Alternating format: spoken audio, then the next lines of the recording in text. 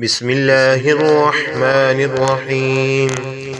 اللهم صل على سيدنا محمد وعلى آل سيدنا محمد صلاة تنجينا بها من جميع الأهوال والآفات وتقضي لنا بها جميع الحاجات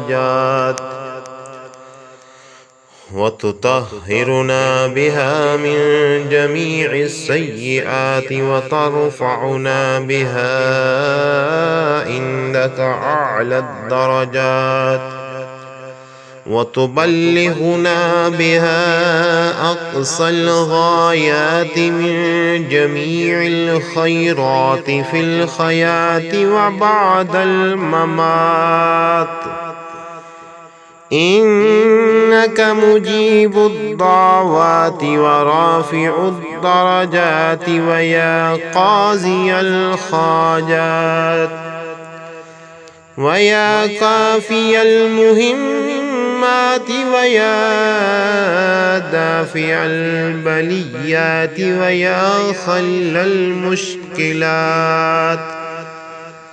أغثني أغثني أغثني يا إلهي إنك على كل شيء قدير.